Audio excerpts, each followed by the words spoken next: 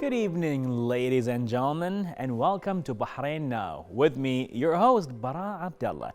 We've got a great show coming up featuring great local talents, initiatives, and happenings from around the kingdom. So stay tuned. We'll be right back.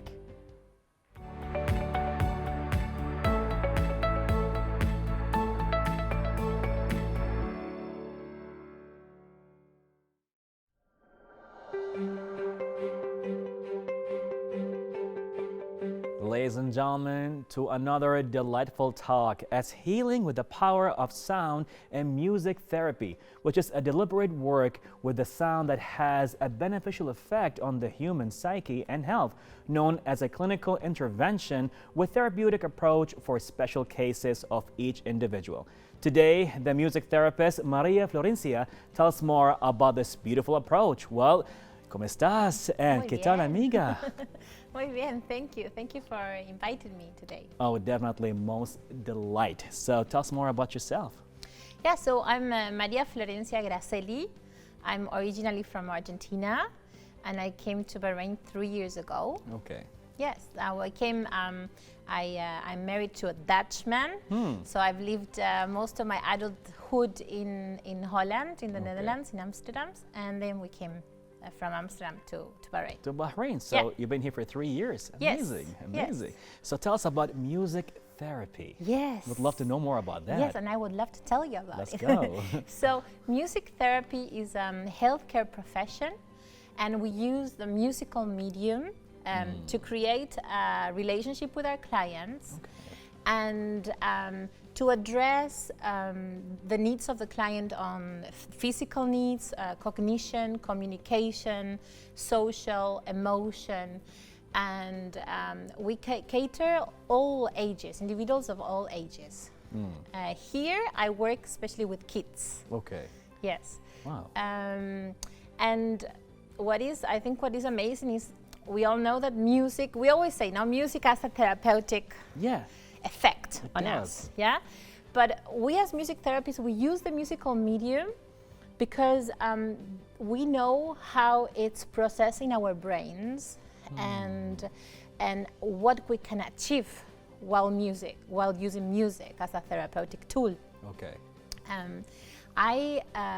One of the approaches that I use is neurologic music therapy, which is a research-based approach. Interesting. And it's based on neuroscience.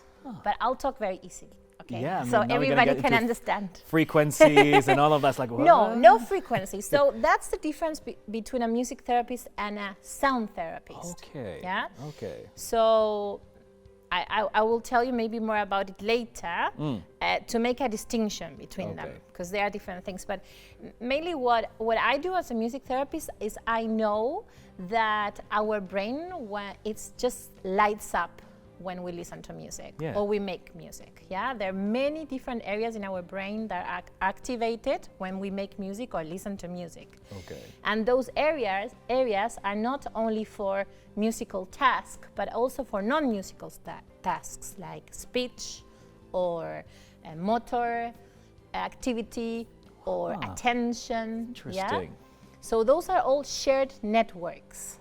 And because I know that, then I know that using, for example, melody can help a client who cannot speak properly. For example, melody singing can improve and enhance their speech. Wow. Wow. A very, very common example is people that stutter. Right. People that stutter will stutter when they speak, but they won't do it when they sing. Exactly. Yes, this is because singing activates different parts of our brain, and not only the speech and other areas of the brain. So that's why we can take over certain things that maybe when an area is damaged, other areas of the brain, because our brain has something called plasticity, it can adapt and the structure can change. Right. So it can take over different tasks. Amazing. Yes, so amazing. So that's really interesting about. I love neuroscience and music, and it shows. Yeah, it really shows. It's just that, you know, we interviewed a lot of musicians. Yes. And there's always this part that music is therapy. Yeah. But now you took that one line Yeah. and it became like a profession. Yes. It's so interesting that, you know, that when somebody says, I'm a music therapist, it has a different kind of like, it's a good conversation starter, to be honest, for sure. Because you always have to explain what it is. Exactly, right? It's like, oh, you're a musician. Like, no, I'm a therapist. Yeah. Or you're a music teacher. And I have to say, no. I don't teach music. I use music, but my goals are not that the child learns to play the piano or learns to play the drums. My goal is that the child enhance their speech, that the child will improve its coordination, that the child lowers his or her anxiety levels, that a patient that had stroke, for example, and cannot speak because he has a language impairment called aphasia, then he can regain speech through singing, for example. Wow, you spoke like a true therapist right there. Is this like an actual profession? People actually go and study? I mean, excuse my ignorance right here. No, but please, it's beautiful. ask it. Because, you know, when people like go to the medical field, right? Yes. And they want to be DJs on the side. And there you are, Maria Florencia comes in, I'm a music therapist. I'm like, there's such a thing? Tell us more about this approach. I mean, what made you even go for it? Yeah, so I come from a very musical family, and we are all mainly singers, So while I was actually studying to be a dentist, nothing to do with this. And while I was studying to be a dentist, I was also giving singing lessons. And then I started noticing that all the people, mainly ladies that were coming to me to sing, were actually bringing songs that were talking about what they were going through, or what they were feeling. You know, songs that to validate their feelings, or songs to change the way they felt. So I started being very interested in music and psychology, and I started like just researching a little bit, and I found that there was something called music therapy. At that time, I had no idea. Wow. And actually, it's a university, it's a bachelor degree. So it's a 4-year study to be a music therapy, and to enter the university, you have to have a certain music level to be able to study. And it's a mix between music, medicine, psychology, and now neuroscience. Wow, that's a lot going on all in one place. Yes, so I did my study in Argentina in the university. As the profession itself? As a profession, So I have a bachelor's in music therapy. It's a 4-year study. And then I did a master in the United States. A 2-year master. So all in all, it's 6 years. But of course, apart from that, to be able to practice music therapy, once you have your diploma, you need to do an internship, which is many hours of internship. So it's a lot of study and a lot of work. I'm sure of it. Yeah. So that's why it's very, I think this is a great chance for me to let Bahrain know about it. Totally. Yes. Because there's many people think that what I do is teach music, or they will come to me to just learn music, or of course my rates are different because I'm a therapist, so they will say, hey, how come you're so expensive? Well, here's what's going on, because I'm a therapist. But as you said earlier, I mean, mostly you deal with kids, but do you have other like criteria of clientele as well? Yes. So before Bahrain, I used to work in the Netherlands. I used to work in Amsterdam, and I used to work in a part of a hospital where it's a rehabilitation center. But just after you've been in the hospital, you would go to the rehabilitation center. And there, I would work with people that had a stroke. So I would work to rehabilitate speech and movement. For example, using drums, we had a percussion group, where occupational therapists and music therapists will work together, and we will help that client do certain movements that are difficult for him. But instead of just doing the movement, you're playing music. Yes, you're playing the drums, coordinating. It's a totally different experience, and it's a multi-sensory experience when you're making music. This is beautiful. Yes, and here I have also worked I was volunteering for the Women Protection Center. Okay. And that was a lovely thing to do, but because of Corona, it has stopped. I hope I can go back. Okay. And I was working with them through vocal work, so through singing. Wow, that's very difficult. Yeah, and they all come from different parts of the world. So we don't share the same language. Many of them don't speak English. And you're doing all that in Bahrain. Yes. So music is a great tool. It's a great tool. Yeah. Sure. And when you've been in this case of the ladies, they've been silenced. Right. Literally, sorry, I'm getting that. It's okay. It's okay. Silenced. Pretty much, you've been doing a lot of services here, and you've been supporting a lot with your therapeutic approach. Yes. Love that. So it's a great work. Also to sing as a together, and to get in touch with other people and make community. And yeah, music is an amazing medium. I love it. Yeah. So what are your activities right now? I mean, here being in Bahrain, and it's exciting stuff you're doing here. Yes. So I'm actually now working for two centers. One is called Steps. It's a pediatric center in Janabia. Yeah. And another center I just joined is Little Village. I'm working for their branch in Rifa. It's also super nice. I'm really happy with my work here, and we're working with children. Amazing. Yes. I love that. I think me and my kids found ourselves a new thing to do right now. Passing by Maria and just enjoying her therapy.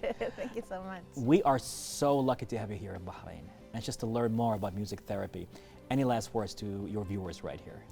No, just if you have any questions about music therapy, please, I have an Instagram account, music therapy _ music therapy _ Bahrain. Okay. And we'll be happy to answer any questions, because definitely. I love to talk about this my won't be field. the last time we see you here on Bahrain, that's for sure. I mean, I know we can talk a lot about music therapy. There's a lot we didn't talk about, but we'll leave that for future episodes. This has been a great delight having you with us right here on Bahrain Now. Thank you so much. Much appreciated. Well, ladies and gentlemen, music therapy. I know, it's beautiful. It's music to our ears. All that took place in an interview with Maria Florencia right here on Bahrain Now.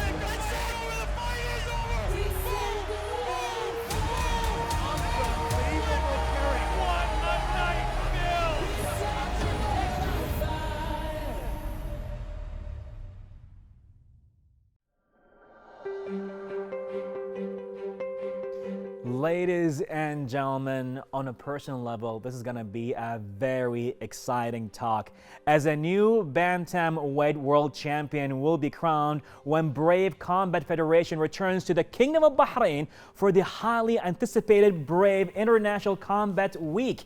Middle East #1 bantamweight MMA fighter, our hometown hero Hamza Koohej is preparing for the milestone fight to become the MMA World Champion this March 11th. Put that down, March 11th. Coached by the Brave CF Super Lightweight World Champion and KHK MMA head coach Eldar Eldarov. Hamza will lock horns with the Canadian standout Brad Superman Katona, Conor McGregor's teammate. So all is going to happen in a 5-round collision at Brave CF 57. To speak more about that, we are here and honored to have with us at the studio our hometown MMA fighter, Hamza Koheji. Good evening. How are you? Good, Bara. How are you? I am very excited. Thank you. To be honest. And I'm like, right now I'm getting the goosebumps and the buzz for the fight taking place.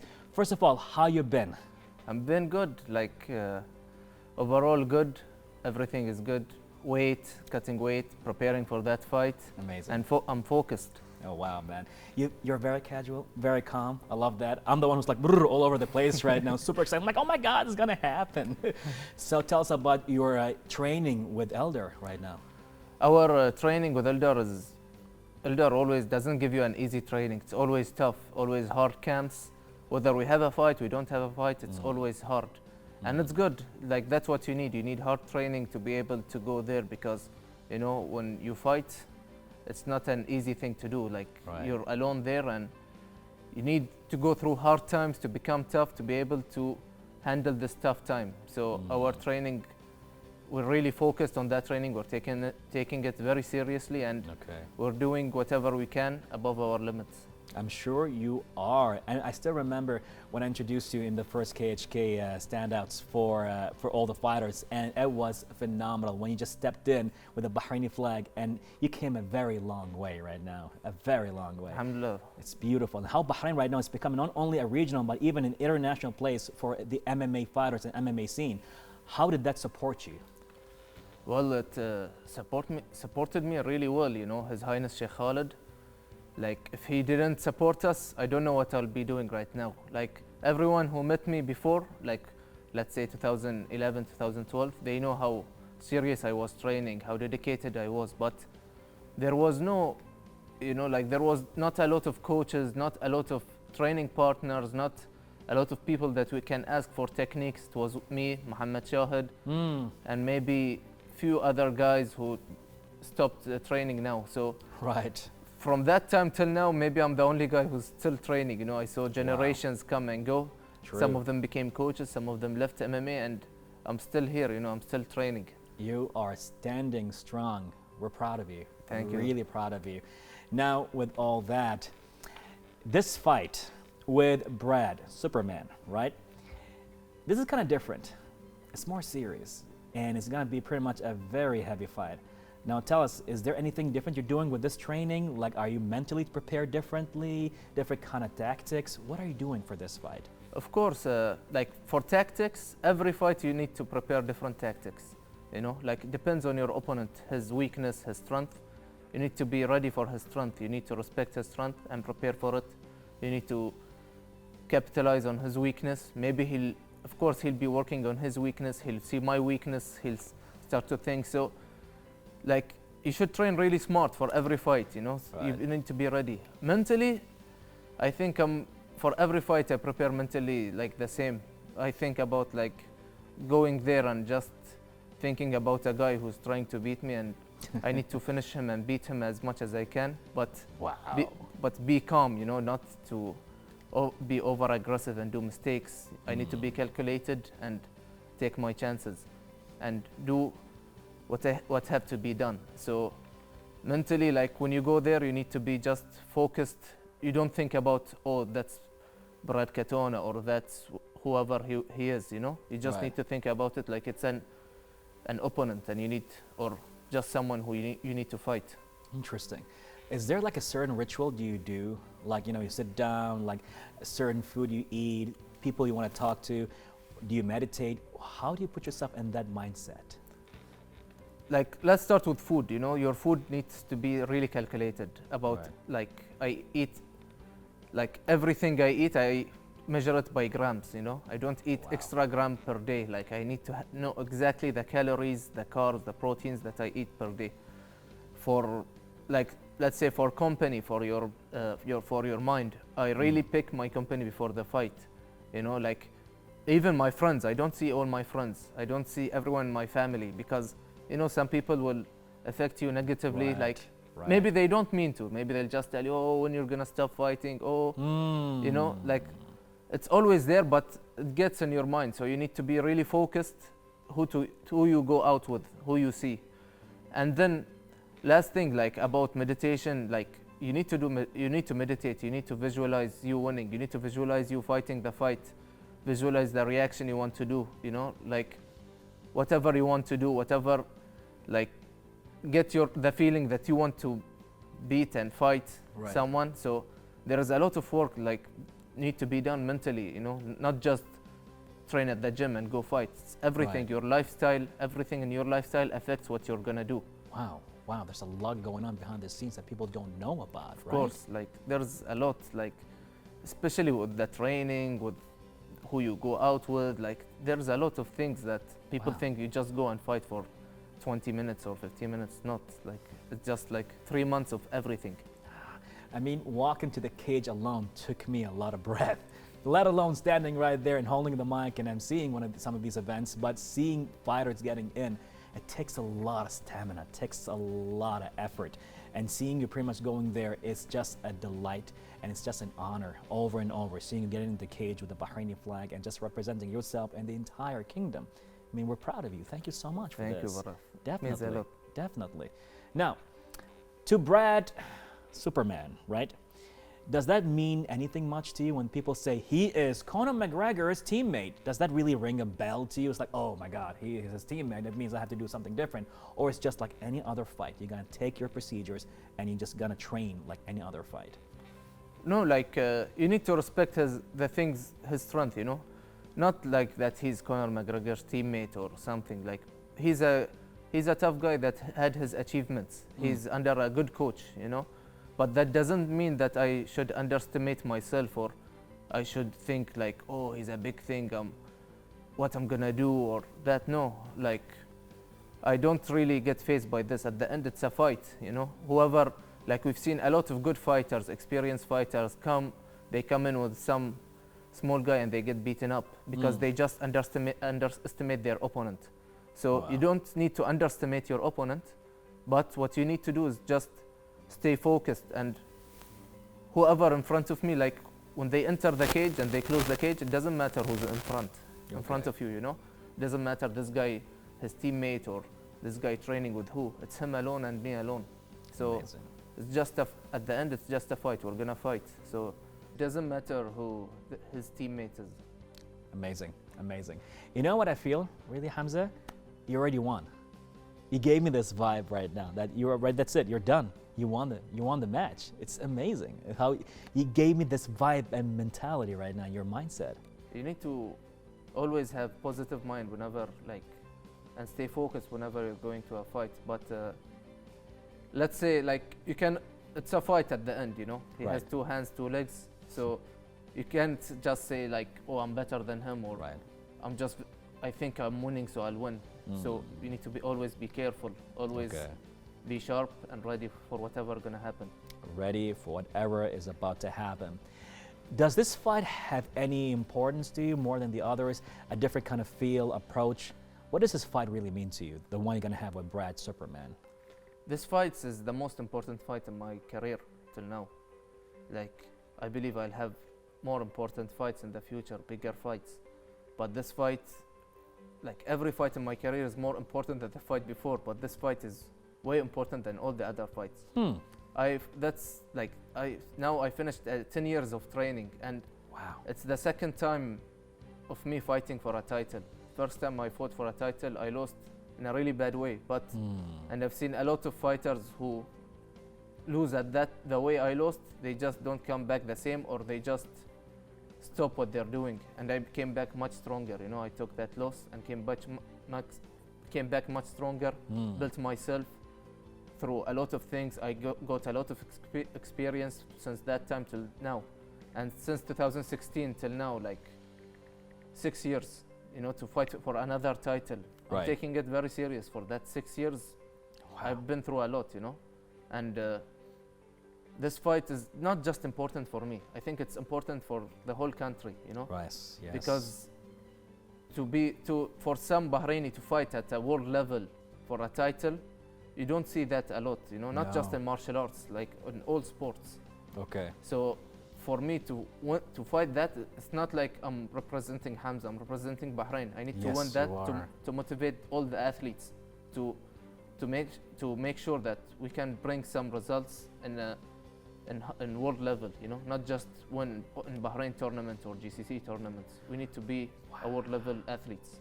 I don't know if you see, but I'm getting goosebumps right now. 11th of March, I am setting that date. I'll be there to see the fight, and I'll be seeing you and the entire Bahrain cheering for you, knowing that you're gonna win that match. Bahrain is proud of you, our hometown hero yourself, Hamza Koohej. Any last words to your viewers? I want to thank all, first I want to thank everyone, thank my team, His Highness Sheikh Khalid, everyone who's there for me, His Highness Sheikh Nasser for supporting all athletes in Bahrain, you know, and especially want to thank the people who've been supporting me for a long time, like you and all the Bahraini people. I've been fighting a lot in Bahrain, and a lot of Bahraini people came to support me throughout many years. Since 2014, I had my first fight in Bahrain. Yeah, I remember that. So it's been a long time. People are supporting me. Some people are still attending my fights since 2014. They never missed any fight. Wow. And I would like to thank them. I would like them to come to this fight, because this fight really means a lot for me and for Bahrain. And if we win, inshallah, we will win that fight, and that will take us to the next step. But for now, we need to think about that, and we get everything we can to win that fight. Let's go. Hamza, you and I in Bahrain, let's go together. Let's make that happen. Inshallah. Much appreciated, and thank you so much for joining us and giving us this amazing motivation. And we'll be seeing you on the 11th of March. This has been a great honor being with us right here on Bahrain Now. Thank you for having me. Well, ladies and gentlemen, our hometown hero himself, Hamza Koheji, on the 11th of March. Be there. Let's support it for Hamza and for Bahrain. All that took place right here on Bahrain Now.